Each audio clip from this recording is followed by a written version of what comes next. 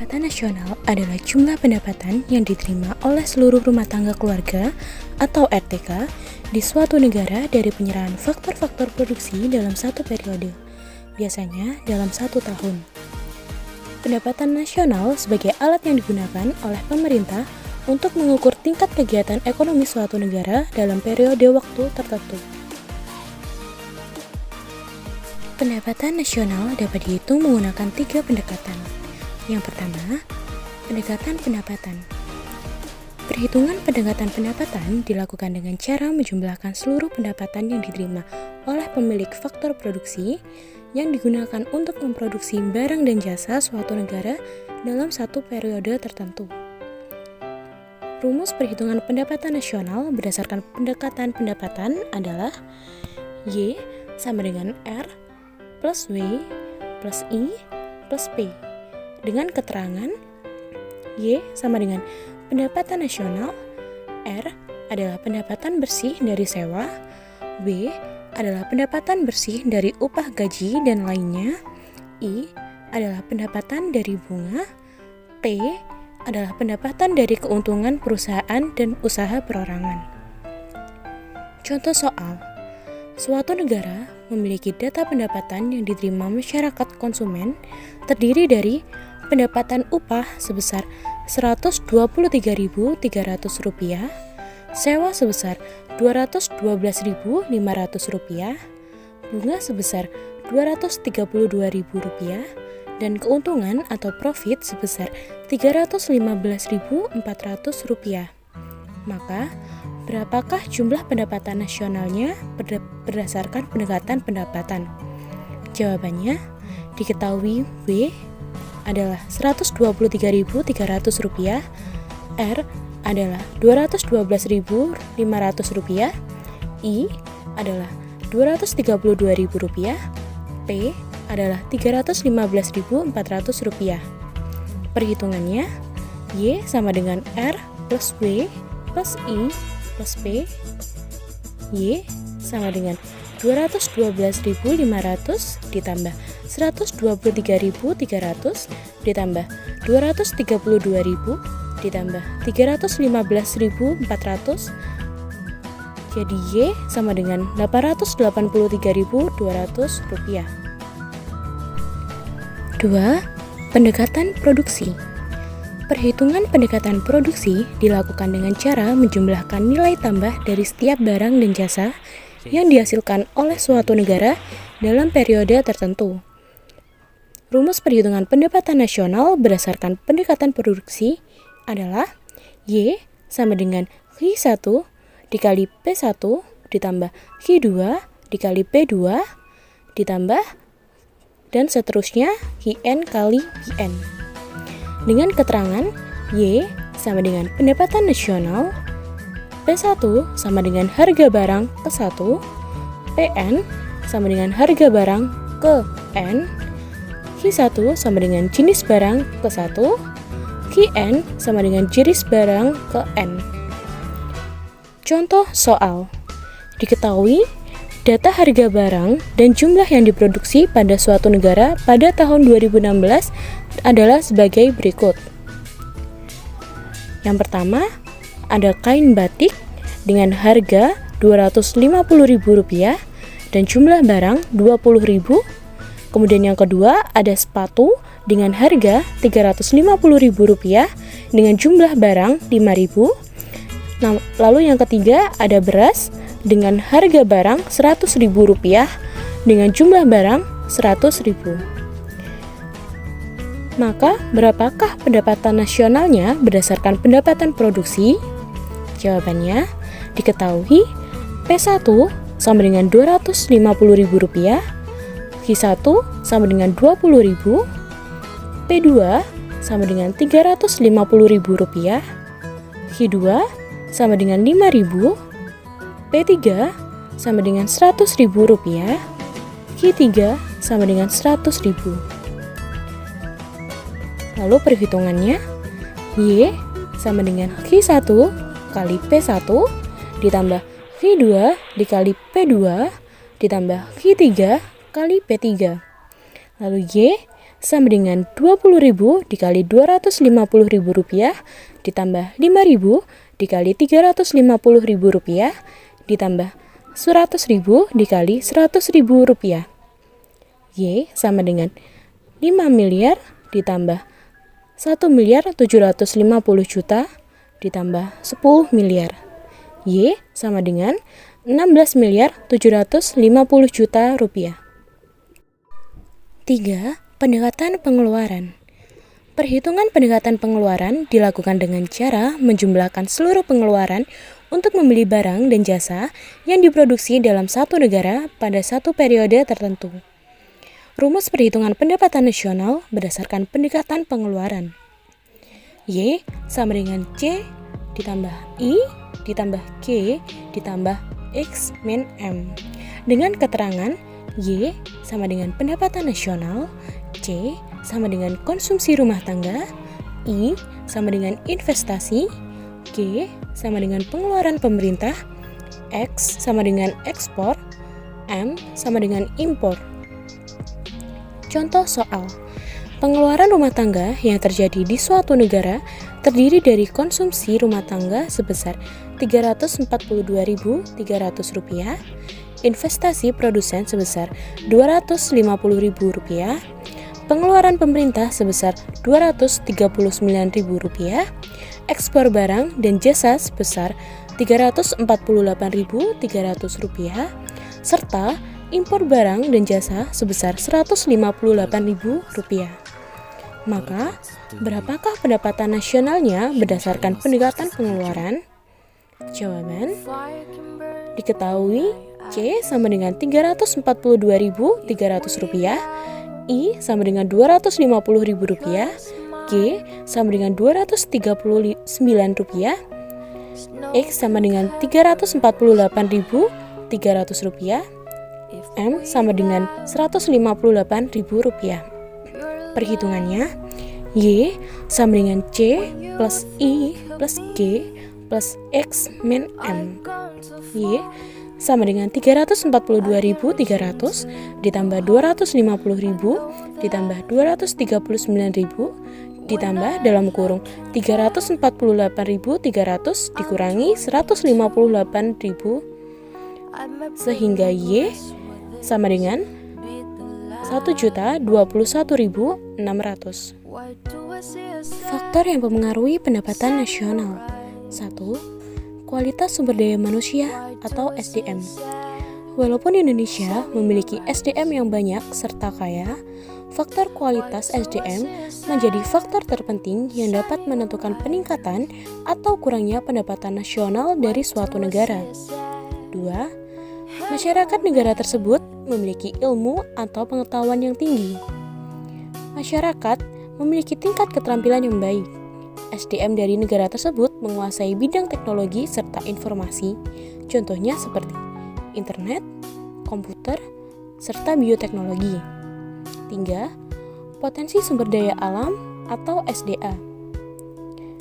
Negara dengan potensi sumber daya alam yang melimpah, apabila dikelola dengan baik, maka akan menghasilkan pendapatan nasional yang tinggi. 4. Jumlah modal yang digunakan.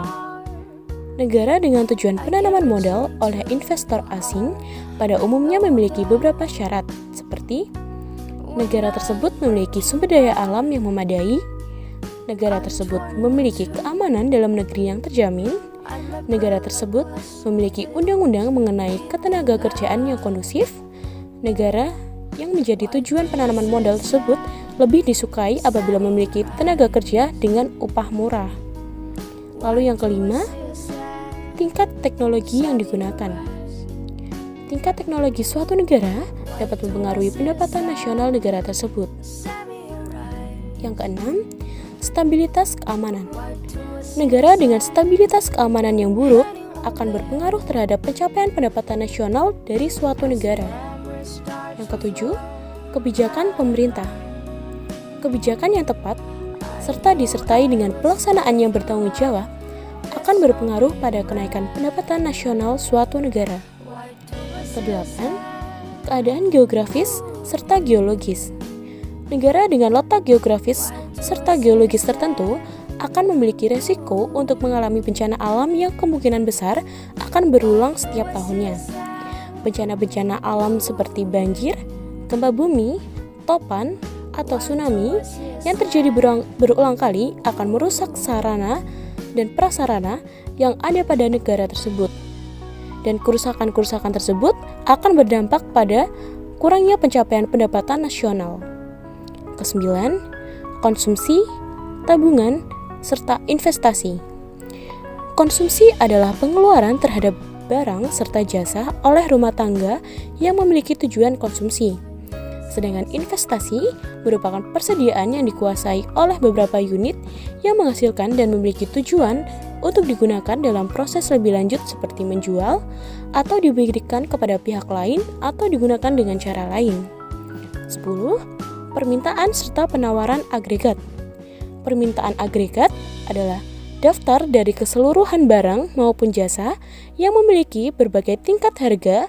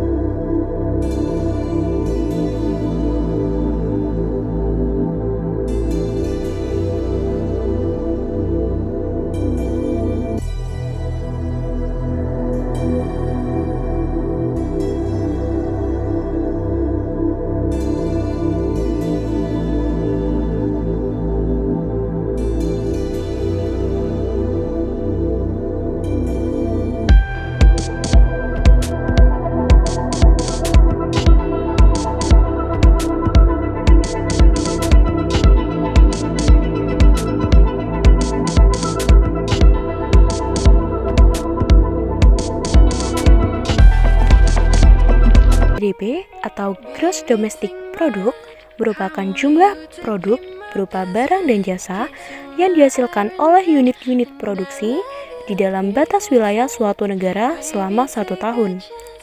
GNP atau Gross National Product merupakan nilai produk berupa barang dan jasa yang dihasilkan oleh penduduk suatu negara selama 1 tahun.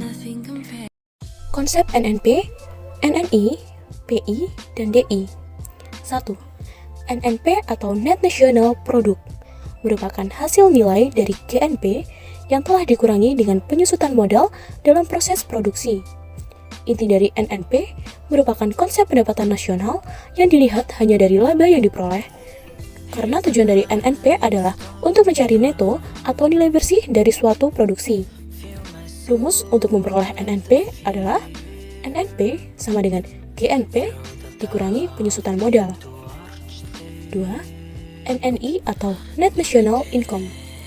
NNI menghitung pendapatan nasional berdasarkan jumlah balas jasa yang diterima oleh masyarakat sebagai pemilik faktor produksi. Pajak tidak langsung harus dikurangkan karena tidak mencerminkan balas jasa atas faktor produksi. Pajak tidak langsung adalah pajak yang bebannya dapat dialihkan kepada pihak lain, misalnya pajak penjualan, pajak impor, bea ekspor, dan cukai. Rumus untuk mendapatkan NNI adalah NNI sama dengan NNP dikurangi pajak tidak langsung ditambah dengan subsidi. 3. PI atau Personal Income. PI menghitung jumlah pendapatan yang diterima oleh setiap orang, tetapi harus dikurangi dengan laba yang ditahan, iuran asuransi, iuran jaminan sosial, dan ditambah dengan pembayaran pindahan atau transfer, atau yang biasa kita sebut dengan transfer payment.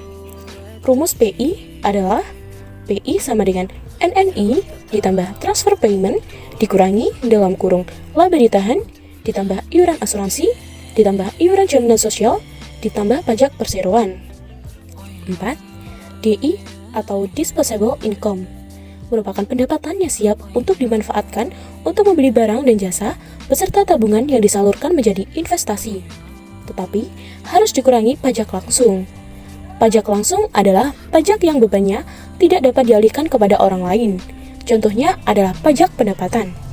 Rumus untuk memperoleh DI adalah DI sama dengan PI dikurangi pajak tidak langsung. Contoh perhitungan NNP, NNI, PI, dan DI.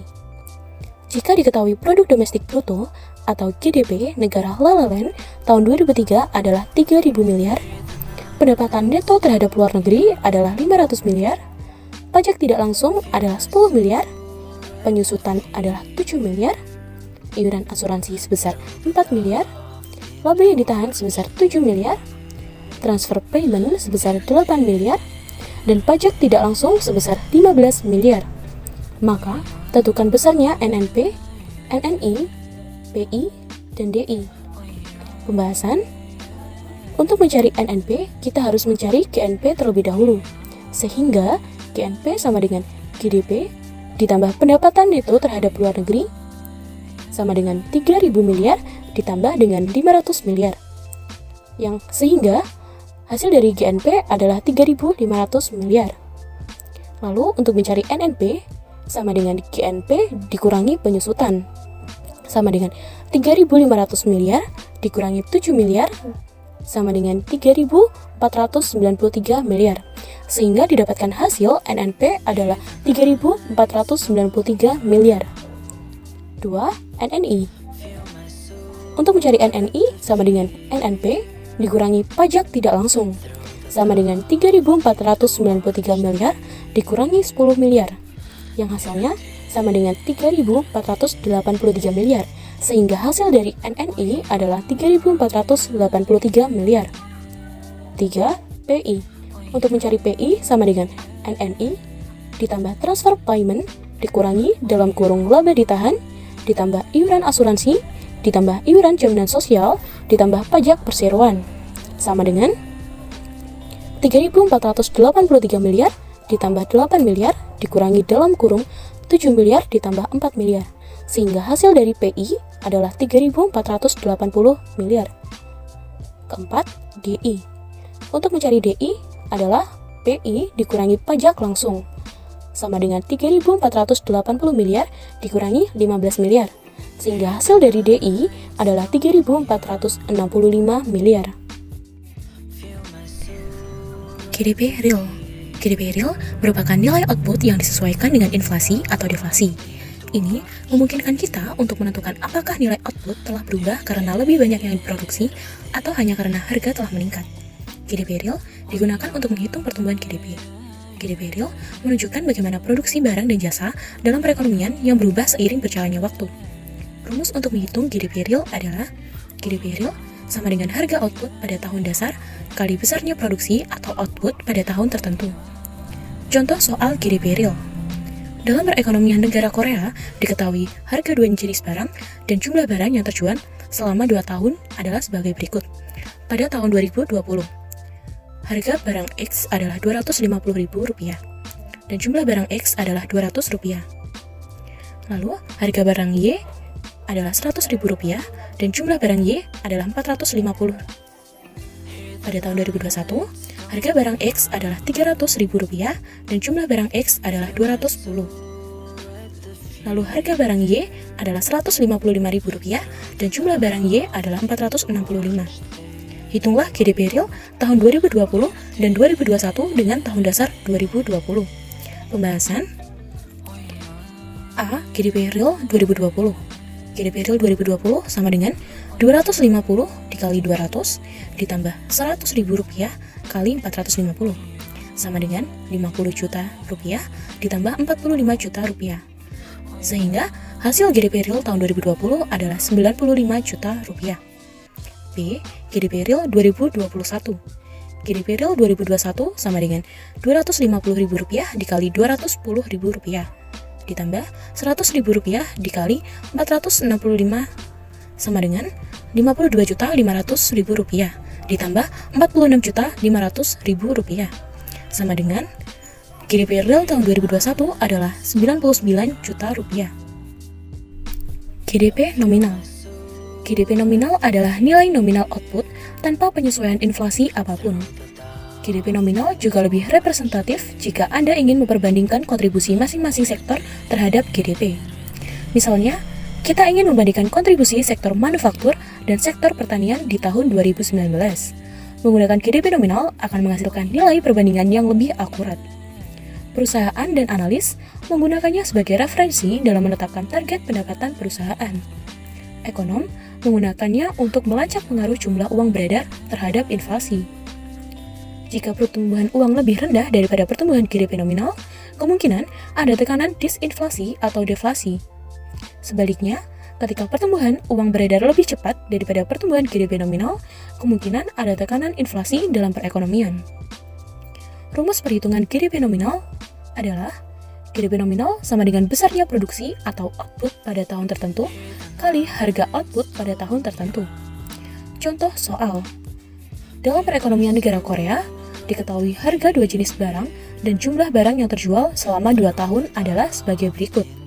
Pada tahun 2020, harga barang X adalah Rp250.000 dan jumlah barang X adalah 200. Pada tahun 2021, harga barang X adalah Rp300.000 dan jumlah barang X adalah 210. Lalu, pada jenis barang kedua, pada tahun 2020, barang Y berharga Rp100.000 dengan jumlah barang 450. Dan pada tahun 2021, harga barang Y adalah Rp155.000 dengan jumlah barang 465. Hitunglah GDP nominal tahun 2020 dan 2021. Pembahasan A. GDP nominal pada tahun 2020. GDP nominal 2020 sama dengan Rp250.000 dikali 200 ditambah Rp100.000 dikali 450 sama dengan Rp50 juta ditambah Rp45 juta.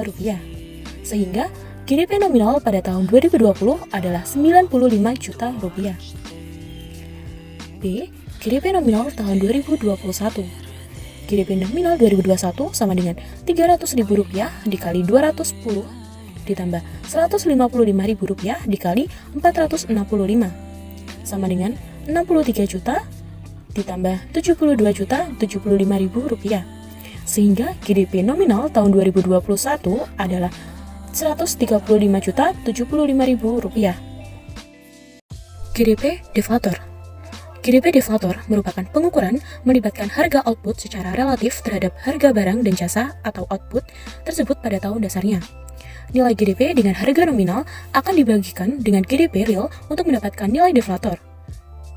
Rumus perhitungan GDP deflator adalah GDP deflator sama dengan GDP nominal dibagi GDP real dikali 100. Contoh soal GDP deflator.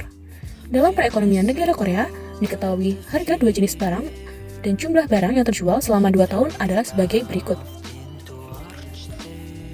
Pada tahun 2020, harga barang X adalah Rp250.000 dengan jumlah barang 200. Dan pada tahun 2021, harga barang X adalah Rp300.000 dengan jumlah barang 210. Lalu, untuk jenis barang kedua, pada tahun 2020, harga barang Y adalah Rp100.000 dengan jumlah barang 450. Dan pada 2021, harga barang Y adalah Rp155.000 dengan jumlah barang 465. Pembahasannya, ingat, rumus GDP deflator sama dengan GDP nominal dibagi GDP real dikali 100. A. GDP deflator 2020 sama dengan Rp95 juta dibagi Rp95 juta dikali 100 sama dengan GDP deflator pada tahun 2020 adalah 100. B. GDP deflator 2021 sama dengan Rp135 juta dibagi Rp99 juta dikali 100 sehingga hasil GDP deflator 2021 adalah 136,4. Pendapatan per kapita. Pendapatan per kapita merupakan besarnya pendapatan rata-rata semua penduduk di suatu negara. Pendapatan per kapita ini didapatkan dari suatu hasil pembagian pendapatan nasional suatu negara dengan jumlah penduduk negara tersebut. Perhitungan pendapatan per kapita memiliki 2 metode yang bisa diterapkan. Yang pertama, pendapatan per kapita nominal atau PPK nominal. Perhitungan ini didasari oleh harga yang sedang berlaku pada periode tertentu. Pendapatan ini bisa didapatkan setelah mengetahui jumlah produk nasional bruto atau PNB. Rumus dari pendapatan per kapita nominal adalah pendapatan per kapita nominal sama dengan produk nasional bruto atau PNB dibagi dengan jumlah penduduk.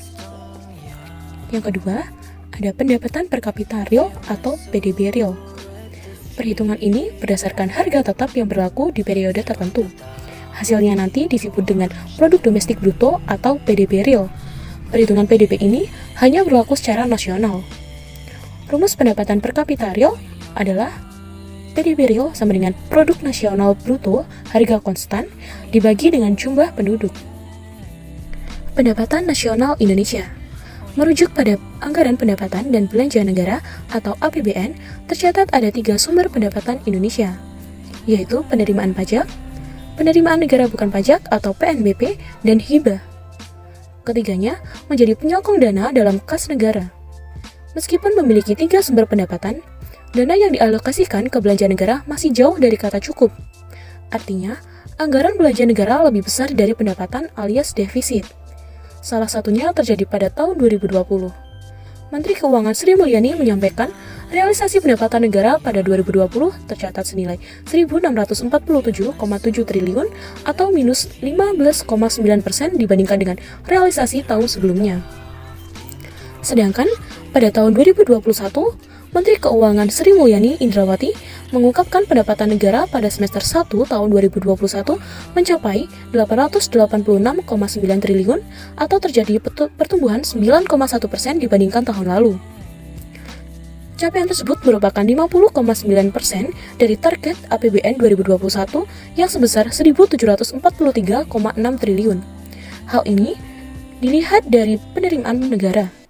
Terjadi geliat pemulihan ekonomi yang terekam cukup kuat. Pertumbuhan pendapatan negara 9,1% dibandingkan tahun lalu yang mengalami kontraksi 9,7%. Struktur perekonomian Indonesia. Struktur perekonomian Indonesia mengalami perubahan yang dinamis. Pada awal tahun 1960 sampai dengan Pelita II pada tahun 1981, struktur perekonomian Indonesia didominasi oleh sektor pertanian. Kemudian, tahun 90-an sampai sekarang berubah didominasi oleh semi industri. Pada awalnya, Indonesia termasuk negara yang memiliki struktur perekonomian agraris yang berpandangan sosial kultural baik komersial maupun subsistem.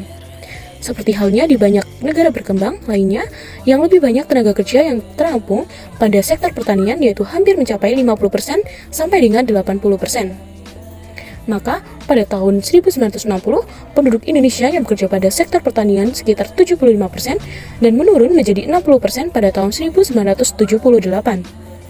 Oleh karena struktur perekonomian Indonesia masih menitik beratkan pada sektor pertanian, maka ekspornya pun menitik beratkan pada sektor primer hasil pertanian.